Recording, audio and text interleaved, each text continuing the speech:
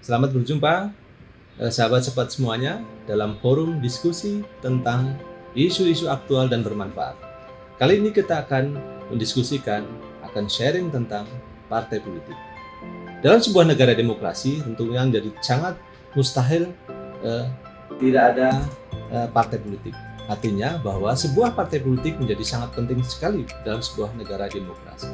Oleh karena itu menjadi penting juga bagi kita untuk mengetahui apa itu partai politik, cara mendirikan partai politik, kemudian juga apa fungsi-fungsi yang ada dalam sebuah partai politik. Oke, mungkin saya awali dengan pengertian partai politik. Pengertian partai politik tentunya kita akan merujuk pada pengertian yang ada dalam Undang-Undang tentang Partai Politik, yaitu Undang-Undang Nomor 2 Tahun 2011 tentang perubahan atas Undang-Undang Nomor 2 Tahun 2008 tentang Partai Politik. Di situ jelas disebutkan bahwa pada pokoknya partai politik adalah organisasi yang bersifat nasional, dibentuk oleh sekelompok warga negara Indonesia secara sukarela dalam rangka memperjuangkan kepentingan masyarakat, anggota, bangsa dan negara untuk memelihara kesatuan Republik Indonesia. Kemudian, pentingnya partai politik karena partai politik mempunyai fungsi-fungsi yang tentunya menjadi sangat sentral di situ. Pertama, partai politik mempunyai fungsi sebagai sarana komunikasi politik.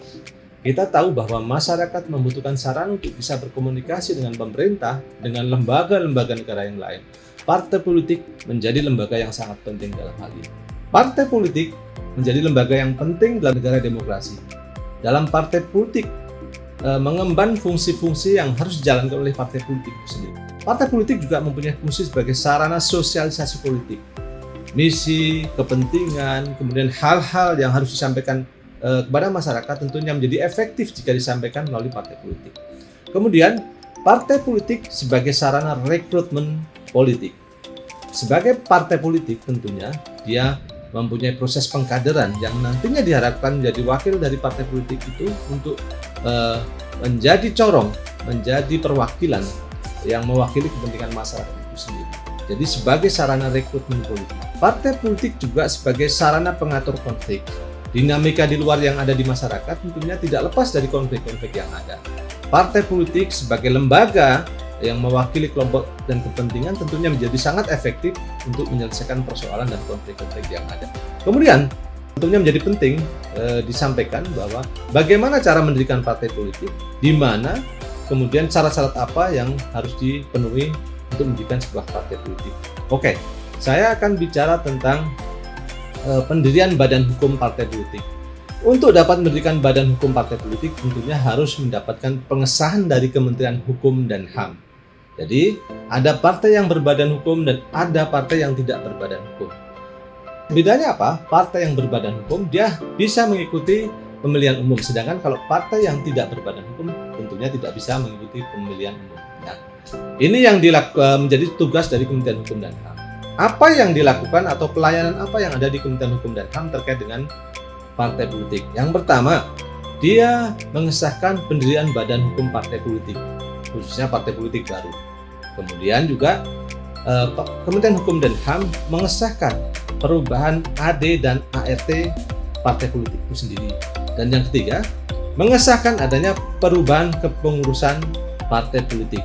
Jadi setidaknya ada 3 tugas dan fungsi dari Kementerian Hukum dan HAM terkait dengan badan hukum partai politik.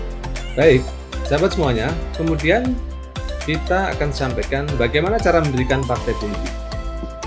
Cara mendirikan partai politik sesuai dengan ketentuan, partai politik didirikan atau dibentuk paling sedikit 30 orang warga negara Indonesia usia 21 tahun atau sudah kawin pada setiap provinsi. Kemudian dengan menyertakan 30% keterwakilan perempuan. Ini sesuatu yang baru dalam Undang-Undang Nomor 2 Tahun 2011, yaitu ada stressing tentang keterwakilan perempuan 30%. Kemudian, partai politik yang baru tadi kemudian didaftarkan paling sedikit oleh 50 orang pendiri dengan akta notaris yang memuat AD dan ART. Pendaftaran kemudian disampaikan di Kementerian Hukum dan HAM. Kementerian Hukum dan HAM nanti akan melakukan verifikasi terhadap persyaratan-persyaratan tersebut, baik secara administratif dan jika dimungkinkan, nanti Kementerian Hukum dan HAM pun akan melakukan verifikasi secara faktual tentang keberadaan partai politik itu sendiri. Sehingga Badan Hukum Partai Politik, surat keputusan Badan Hukum Partai Politik dikeluarkan oleh Kementerian Hukum dan HAM, kita harus benar-benar yakin bahwa partai tersebut memang secara administratif memenuhi, secara faktual pun juga keberadaan partai politik tersebut juga sudah dapat kita saksikan. Saya kira menjadi penting juga bagi masyarakat mengetahui tentang apa itu partai politik, cara mendirikan partai politik.